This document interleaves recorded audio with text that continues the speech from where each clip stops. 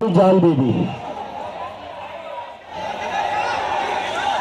पिछले कई दिनों से मीडिया वाले मुझे ये सवाल पूछ रहे कि अब तो नीट का री एग्जामिनेशन हो गया, रिजल्ट भी आ गए, सरकार ने री एग्जामिनेशन तो अच्छे से कर लिया, एजुकेशन मिनिस्टर ने भी बोलना शुरू कर दिया कि री एग्जामिनेशन सक्सेसफुल हो गया। मैं धर्मेंद्र प्रधान से कहना चाहता हूँ, एक बार यहाँ पर आइए, यश के पिता को और उसके भाइयों को बताइए नीट का री एग्जामिनेशन कितना सक्सेसफुल हुआ है। सॉरी, ये यश के बड़े भाई है। एक बार यहाँ आकर यश के परिवार को बताइए नीट का री एग्जामिनेशन कितना सक्सेसफुल हुआ है। जो सारे सरकार एग्जामिनेशन के बाद खुद के नारे लगवा रही थी, हमने एग्जामिनेशन करवा लिया, एग्जामिनेशन करवा लिया। एक बार उन सभी परिवारों से जाकर आप बताइए जिनके बच्चों ने आत्महत्या करी है, उनको जाकर बताइए आपका री एग्जामिनेशन कितना सक्सेसफुल था। थोड़ी तो शर्म कर लेते आप लोग, थोड़ी तो शर्म कर लेते। किस बात का जश्न मना रहे थे आप? 20 से ज्यादा बच्चों ने सुसाइड की है। हम अभी मैं चाहते हैं अनिकेत थोड़ा बोले, अनिकेत तुम बोले। हमारे इधर ही नासिक जिले में 5 सुसाइड हुआ है, लेकिन वो किसी को मालूम नहीं है, वो आगे ही नहीं आ रहे, न्यूज़ वाले कुछ न्यूज़ ही नहीं ले रहे। हमने कांटेक्ट किया संपादकों से, लेकिन वो बोले कि ऐसे न्यूज़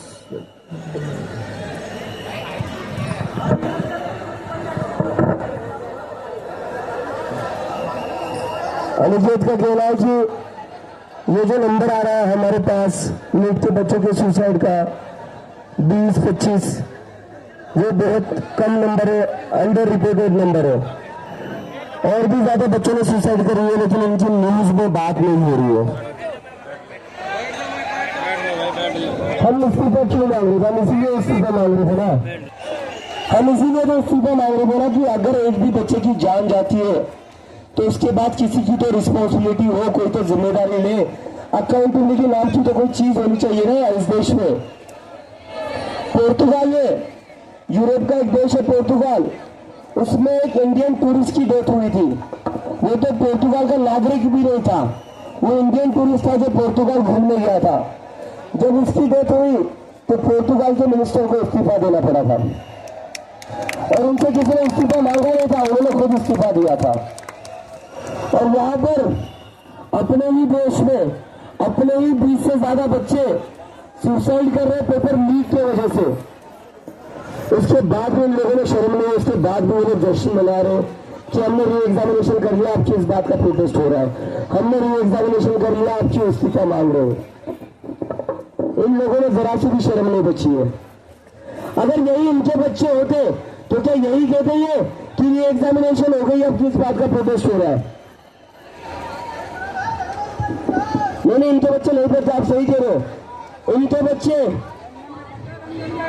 ये जितने भी मिनिस्टर्स हैं ना, इनके बच्चे मेरे साथ ही बोस्टन में थे, इनके सबके बच्चे मेरे साथ ही बोस्टन में थे। और इनके किसी के भी बच्चे इस देश में अपना करियर नहीं बनाते। नहीं तो आ गया वापस, इनके बच्चे वापस नहीं आएंगे। इनके बच्चे वापस तभी आएंगे जब इनका बाप इनको मिनिस्टर या एमएलए बनाना चाहेगा। इनके बच्चे इस तरह धूप में 45 डिग्री में सड़कों पर नहीं बैठेंगे। इनके बच्चे बैठेंगे बीसीसीआई के सेक्रेटरी या अध्यक्ष के पोस्ट पर। इसलिए इनको हमारी जान की कोई कीमत नहीं है। और सही कहा है, ये जो भी चीफ जस्टिस ऑफ इंडिया ने कहा है वो सही कहा है। इस देश में हमारी जान कॉकरोच या पैरासाइट्स के बराबर ही है। वरना आज यश के भाई को यहां नहीं खड़ा रहना पड़ता न्याय मांगने के लिए। आज प्रदीप मेघवाल के परिवार को यहां नहीं खड़ा रहना पड़ता न्याय मांगने के लिए। अमेरा के परिवार को यहां नहीं खड़ा रहना पड़ता न्याय मांगने के लिए। हमारी जिंदगी की कोई कीमत नहीं है, और इसके लिए कहीं ना कहीं जिम्मेदार हम ही है, जिम्मेदार हम ही है। क्योंकि 10-12 साल से हम लोगों ने बोलना बंद कर दिया था, सवाल पूछना बंद कर दिया था। और आज भी अगर हम नहीं बोले तो ये मामला 20 सुसाइड पर नहीं रुकेगा। और ये बस नीट की बात है। पुलिस भर्ती सबसे ज्यादा घपला कहीं होता है तो पुलिस भर्ती में होता है। 15-15, 20-20 लाख में सीटें बेची जाती है। बेची जाती है नहीं बेची जाती है? बिहार और यूपी वाले भाई बताए सीटें बेची जाती है नहीं बेची जाती? और एग्जाम देने के बाद भी 1-1, 2-2 साल तक रिजल्ट नहीं आता है। सही कह रहा हूं मैं?